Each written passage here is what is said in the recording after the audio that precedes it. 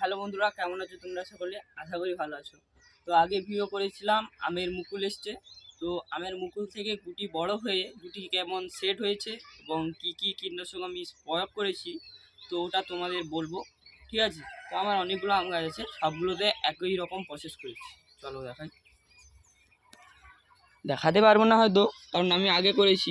আমি এখন বলে দিচ্ছি, তোমরা চাইলে করতে পারো বাড়িতে। আর এই দেখো, হাতে রং হয়ে গেছি। কালকে আমাদের দোল পূর্ণিমা ছিল, আমাদের এখানে সবাই রং মেখেছে, ঠিক আছে? তো আমরাও রং মেখেছিলাম। পাঞ্জা রং বলতে একটা রং আছে, যেটা আমি আগে রঙে মিশিয়েছিলাম।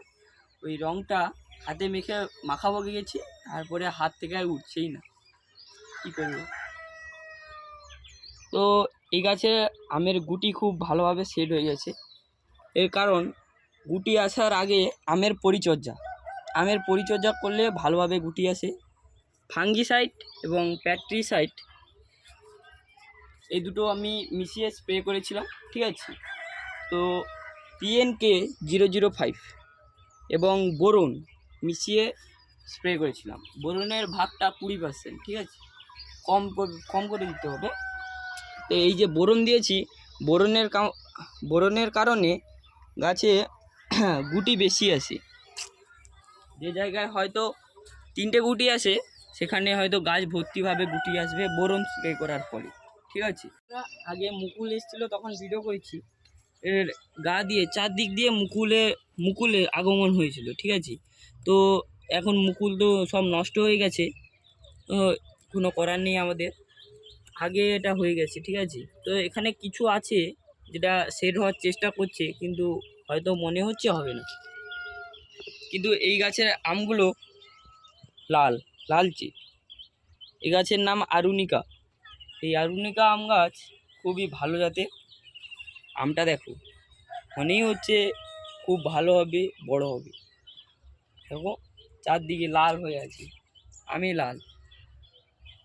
বন্ধুরা, এই গাছটায় কিছু বললাম, ওইদিকে গাছ আছে, একই প্রসেস করেছি, কিন্তু এখানে সব বলে দিলে তো হবে না, ওখানেও কি হয়েছে দেখাই।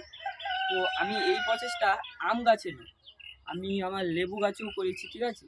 তো এই লেবু গাছ ভালোভাবে আমার রেজাল্ট পেয়েছি, ঠিক আছে? তো লেবুগুলো একটা ছাল মোটা হবে এবং একটা ছাল পাতলা হবে। তো এদিকে একটা লেবু গাছ আছে। এই লেবু গাছে আগে যখন এনেছিলাম তখন ফুল ঠিকঠাক হচ্ছিল না। তারপরে এই প্রসেসটা করার পরে আমার ভালোভাবে দেখো গুটি ধরে আছে, লেবুর গুটি।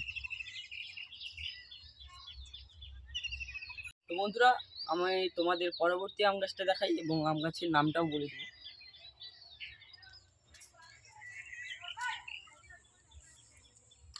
এই গাছটির নাম আম্বিকা। এই গাছে ওপরের দিকে অনেক গুটি ধরে আছে, ওপরের দিকে। তো এই গাছে বেশি মুকুল বের হয়নি, তাই এখানে শুধু 2 আর 3 জায়গা দিয়ে হয়তো মুকুল বের হয়েছে। তো এই আমটা ভালোভাবে সেট হয়ে গেছে, আর যেগুলো ছিল ওগুলো ঝরে গেছে। এটা ভালোভাবে সেট হয়ে গেছে আম। আর এগুলো আছে, এগুলো তাদের সেট হওয়ার চেষ্টা করছে, ঠিক আছে?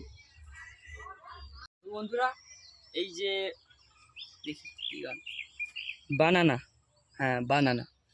এই বানানা নামটা খুব লম্বা হবে বলেছিল, কিন্তু লম্বা হয়নি।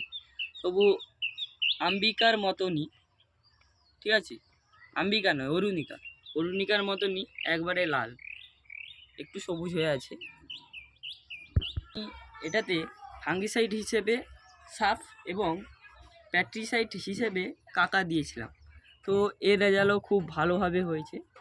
একই প্রসেস সবাইকে করেছি, খুব ভালোভাবে ওই প্রথম গাছটাই হয়েছে, ঠিক আছে? তো এইগুলো হয়নি, আরও কিছু আছে ভালোভাবে হয়েছে।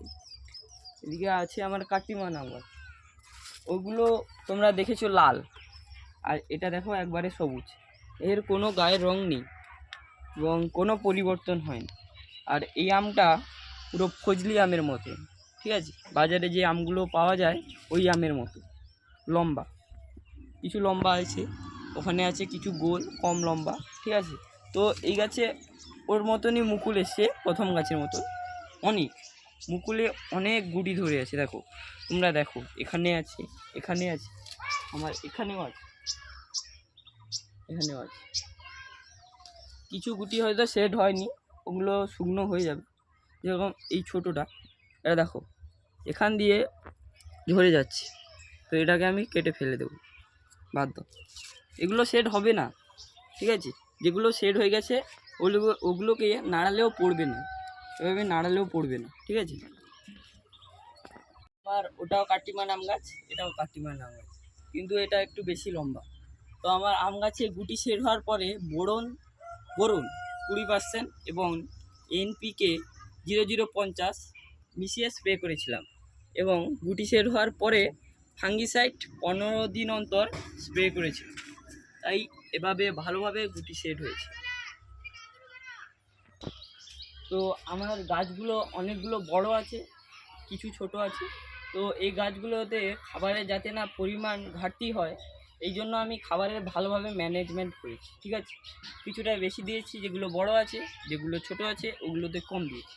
এবং এটা হয়তো লম্বা কিন্তু সুস্থ সবল নয়, এগুলোতে একটু বেশি দিতে হবে, আর যেগুলো মোটা ওগুলোতে একটু কম দিলেও চলবে, ঠিক আছে? বন্ধুরা, আমার গাছগুলির ফলন এখন ছোট আছে। আমার গাছগুলির ফলন যখন বড় হবে, তো তোমাদের অন্য একটি ভিডিওর মাধ্যমে ওই ফলনের বড় হওয়ার যে প্রসেসটা ওটা তোমাদের বলা হবে। তো যারা আমাকে এখনও সাবস্ক্রাইব করোনি তাদেরকে বলছি আমাকে সাবস্ক্রাইব করে রাখবে, যাতে পরবর্তী ভিডিও তোমাদের কাছে প্রথমে পৌঁছে যায়।